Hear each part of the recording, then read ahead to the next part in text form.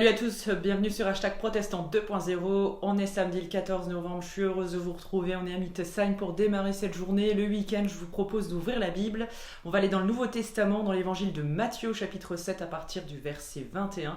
Il sera question de Dieu, de nous, de vous et de comment vivre sa foi simplement. C'est Jésus qui nous le dit, c'est un enseignement.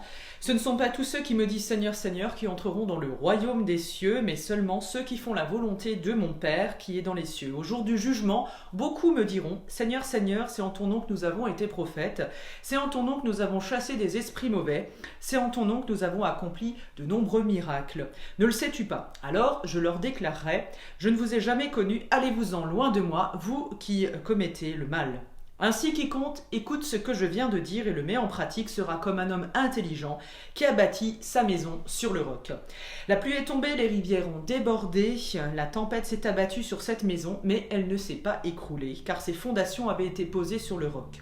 Mais quiconque écoute ce que je viens de dire et ne le met pas en pratique sera comme un homme insensé qui a bâti sa maison sur le sable.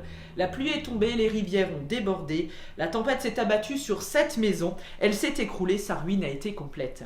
On peut le dire, agir ou parler au nom de Dieu ne suffit pas. Oui, les discours, les prophéties, les miracles, même accomplis au nom de Dieu, voire même du Christ, sont sans intérêt si l'intention qui les motive n'est pas conforme à la volonté du Seigneur.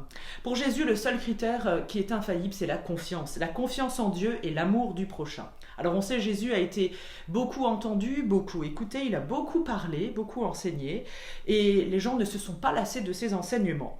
Il va donner un dernier conseil à tous ceux qui l'entendent, la foi de celui qui ne fait qu'écouter, mais sans mettre en pratique son enseignement, eh bien cette foi-là, elle ressemble à un château de cartes, un petit peu à l'image de la maison bâtie sur le sable.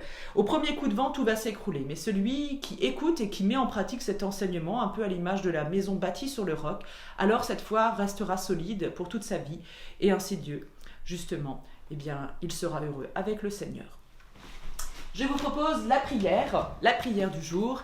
Elle nous vient de la Société luthérienne, et c'est une prière écrite par Friedrich Christoph Oettinger, assez courte, mais ô combien efficace. Accepter et changer le monde. Donne-moi, Seigneur, la liberté d'accepter les choses que je ne puis changer.